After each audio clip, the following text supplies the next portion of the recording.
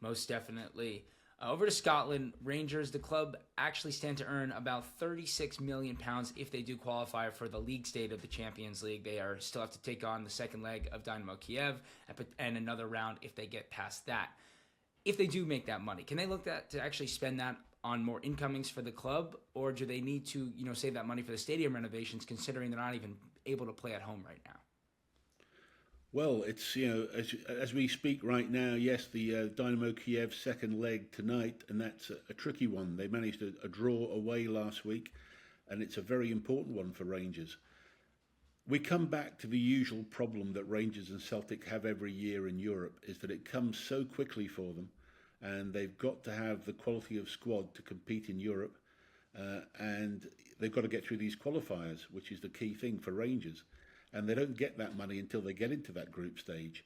But then you need to be able to spend that money at the last minute, knowing you've got in, to be able to strengthen your squad. Right. And I have, even as an Aberdeen fan, I have some sympathy for the old firm in that squeeze of timings that they have around Europe. So, look, that's a reality they've had to face, though, for many seasons, and so they should be getting used to it by now. But yes, Rangers have got to get through to that group stage. They need the money for a number of things. I don't know where the finances lay. I'm sure, and I would hope, that the budget is already forecast and accounted for in terms of the stadium work. They must have had that sorted out and put in place by now, I would hope.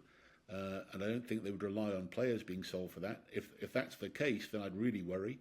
But meanwhile, I think what they should be looking at is not splashing all the European money this season so early right now, but looking to build through January window and at the start of next season to try and build the squad going forward.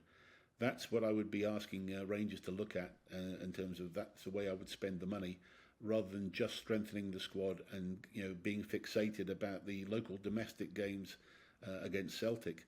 They've got to find a way to try and build properly for the future, and I think that means taking a little bit of a longer view than just splashing it all straight away.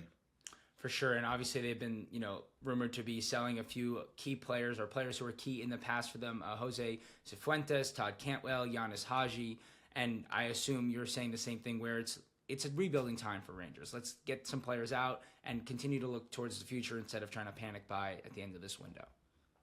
Absolutely. Philip Clement is, he's shown that he can handle youth. He's got a good reputation for it. He can also build a squad.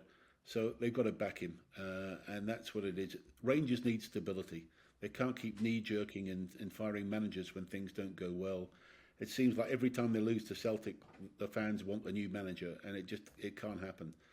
They've got to believe in Clement, and they've got to just try and build a squad together, and let's say look to the future rather than short-term thinking.